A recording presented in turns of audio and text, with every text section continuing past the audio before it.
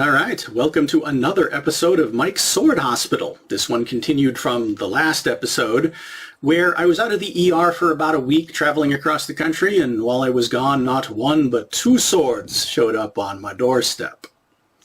Now, a quick recap of my arrangement with Schwan at Murasame Sword.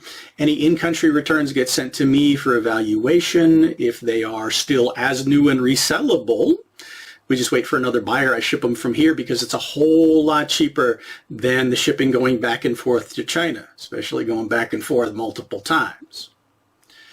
If they are damaged or flawed, then I get to keep them, maybe work my magic on restoring them.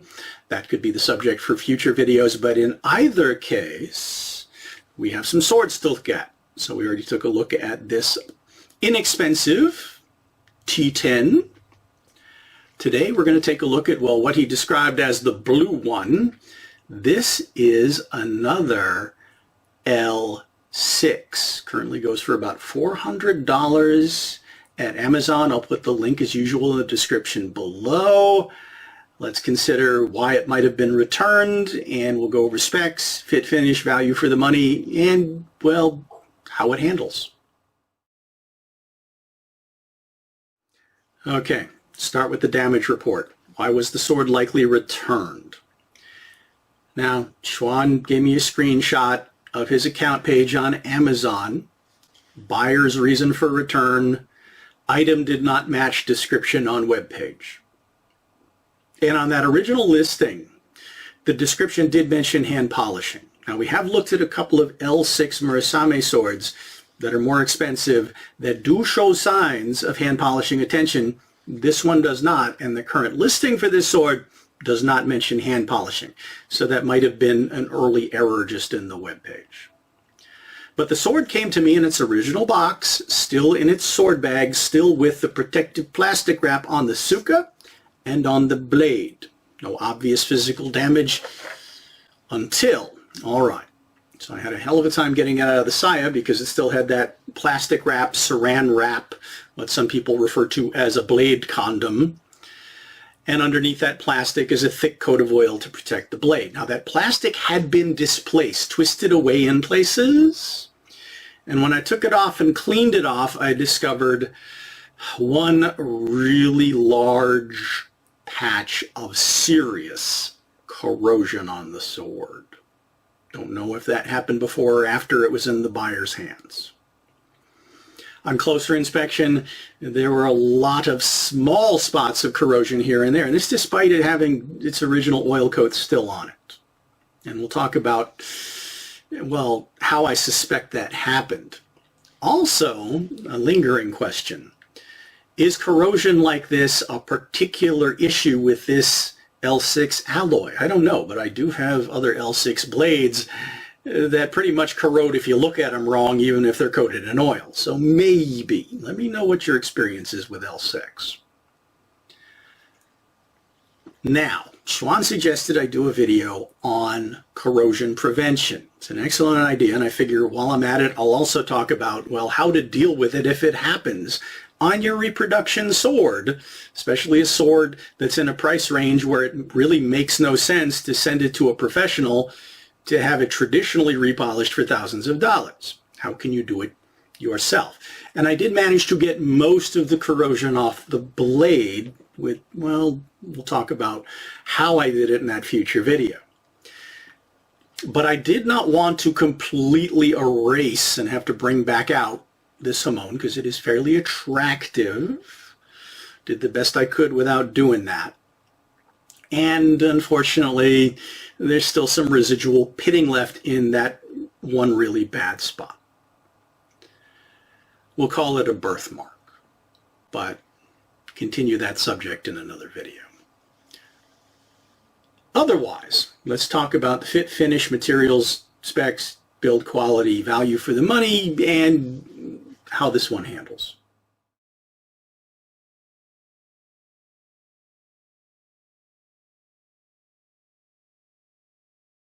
Let's get the specs of the sword itself out of the way, and I'm going to be looking down at my notes so I can give you the metric as well as the imperial units, starting with the blade length. which on this sword is 28 inches or 71 centimeters as measured from the habaki. Suka length, 10.5 inches, 27 centimeters. Distal taper, a bit of a surprise, goes from 7.5 millimeters down to 5, so a little beefier than I'm used to seeing. Combine that with a Shinogi Zukiri profile with no bohi, and you've got a weight of 2 pounds 8.5 ounces or 1,148 grams. So the sword's, for a Japanese style sword, is a little bit on the heavy end. Now, one thing to notice is that the tsuba on this one is not very sizable. So that means less metal down here.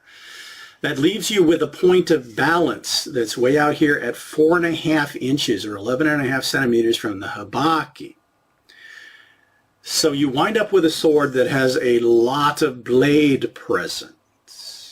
Using my tip score system, I have my magic dividing line score of 8. Anything slightly above an 8 has more blade weight in the field, more authority, probably better for your heavy cutting jobs, versus something that scores slightly below an 8 where it's going to feel lighter in the blade, more maneuverable, say for kata practice. This one scores an 8.9. So definite blade presence, but we'll talk about that in handling. Let's talk about fit, finish, build quality. All right, when it comes to build quality, we'll start with the saya. And first of all, yeah, the microphone's still working. No rattle. Koiguchi lockup is, well, extremely tight. Now, on the blue theme that's described for this sword, I don't know how much of it's showing up on camera, it has a dark blue sparkly finish with horn fixtures and that reinforcing rattan wrap. Now, there are no flaws on the saya. It's also got the upgraded, the nicer Sageo, so it's not just leftover Ito cord. One interesting thing, though, I haven't seen this on many reproductions, if you can see it, the Koiguchi, that horn fixture, is kind of beveled inwards. So that's interesting. Speaking of lockup, now, if you look at the habaki of this sword, we'll kind of skip ahead, look at the habaki. This was on another L6 I looked at recently that I described as very attractive. It almost looks hand-carved, but the top edge on that one was very square, and there was a massive hang-up on resheathing when that hit the Koiguchi. Now, this one is beveled a bit better, so it's there, but it still rubs a little bit. But worse, I don't know if you kind of saw that. The sword starts getting tight before the habaki engages with the Koiguchi. And this gets us back to the subject of that corrosion. I think that basically the saya, because of exposure, humidity, something, there's a bit of a warp to it where it's rubbing on one side. So maybe moisture got into the saya in a spot where that corrosion, that worst spot occurred, and you basically had the bare steel pressing into that wood that might have been a little bit damp, and that's what caused the damage. So that's a little worrisome. Not sure if I'm going to be able to adjust that. I mean, it's not terrible, but it does feel a little bit weird. Otherwise, yeah, there's a slight bump where the habaki hits it. But yeah, so potential issue inside the saya. Let's talk about the rest of it. Let's start talking about build quality with the unfriendly end, and warning, there's a bit of a rant incoming, but it's not about the corrosion. Corrosion issue aside for now. The blade itself is pretty well done for the price point.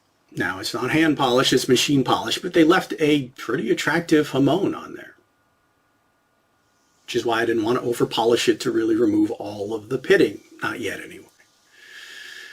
The lines are all very crisp, including, yes, that's a geometric yokote. Edge profile, though, I would describe as being pretty meatless. Now, I've talked about this in previous videos from my discussions also with Schwann, that especially on the somewhat higher end reproduction swords, Lung Chuan tries to please the mat cutter, backyard cutter, by making the edges very keen, very straight razor-ish. And I test this, well, the first test I do is I'll lay a straight edge across that edge plane to see if it sits flat or if there's any convexness. And no, there's no convexness in this. Now, I've covered a couple of previous swords where that edge was taken down to basically what turned out to be an extended burr. Very easily chipped and damaged, even on the softest targets. Once I resharpened, reprofiled, basically removed about 1 millimeter of foil-thin steel, the damage did not recur. Now, I don't know yet how resilient this non-Bainite, is that how you pronounce it? I've actually never heard it said out loud, L6 alloy is. But so far it seems to be at least as resilient as T10. So far. Still testing. To be continued. But this edge struck me as being too keen. Now, I've developed a series of tests that I call my gentle-ish edge damage tests. And when I initially posted my results online, I got a surprising amount of crap from people who said that I was abusing the swords and I didn't know what I was doing and it's the user's fault, not the sword's fault. And my response to that is guys, I have like 80 swords and so far only 2 have failed these tests. And one of them had already been damaged on a milk bottle. And once I removed that, well, extended burr, shall we call it, the damage didn't recur. So I think my test is valid. Anyway, rant over-ish for now. Maybe one day I'll do a video and demonstrate those tests to you and see what you think, or if you have similar tests that you run on your swords. But I expected this sword to fail. The edge seemed to be like overly keen, but it didn't. It passed those tests with flying colors. Not a single nick whatsoever. So impressive. All right, let's talk about the rest of it. All right, friendly end. Now, while I was gone, my daughter received these when UPS dropped them off, so she was really eager to see what was in the boxes. When I opened this one, first thing she had to say was, shiny! So I think that's the sword's name now. Because, yeah, it is. The fixtures on it are, well, actually really well done for the price point. No signs of seams. Castings are actually pretty crisp. And, yeah, even though it's two-tone, sometimes I expect this to look like a really sloppy paint job. It's pretty cleanly done, even in some of the finer details. So I'm really impressed with the fittings. There is a bit of a shelf with the Fuchi and a little bit of a shelf with the Kashira, and maybe in future videos I'll talk about how to adjust that. Haven't gotten around to it yet. But everything otherwise nice and tight. Now this Tsuba is a little smaller, a little thinner, a little lighter than a lot of other models, and that does affect the balance, and I've already kind of mentioned that. We'll talk about it a little bit more in handling. We already talked about this particular style of Habaki, nothing fancy in the Seppa. Working our way down, the Suka is, well, it's pretty straight. It does have a little bit of taper to it, a little bit of wasting. Real Same panels. Now the wrap is pretty well done. It's not the most perfect, but it is very, very tight. You've also got kind of these bright silver praying mantises. Mantis, what is the plural for that? Minuki under there. Now, one of the reasons why Chuan felt a little bit better about letting me keep this sword, because he didn't even know it was damaged at the time when he said I could just keep it, is if you check his inventory, he's got some higher end L6 blades coming out that look really, really nice. And one of the upgrades that he's putting into newer models, Hishigami. This one doesn't have Hishigami. So yeah, he's working on improving his products. So I'm really excited to see what he comes up with. Now, double pin construction, full tang, nothing special about the tang. I'll post a picture.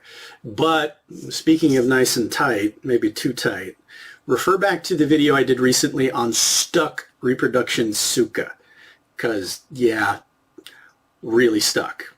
When they drilled the pinholes, they left a lot of flash through the core. So it was quite a fight to get this Suka off the tang.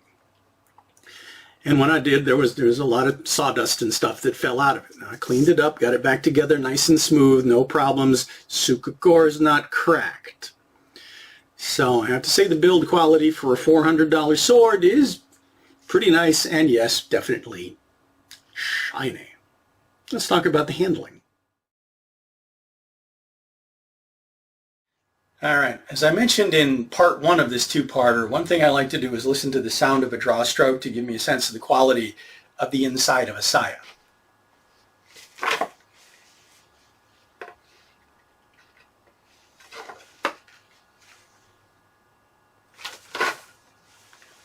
Yeah, not bad at all. Now, it does feel a little bit odd. Feeling a little bit of binding in there. I think there might be a slight warp pressing against the side of the blade. I don't know exactly where, and it's not leaving any rub marks on the steel itself. Also, I was a bit worried that maybe there's a little contamination causing that corrosion down in that spot.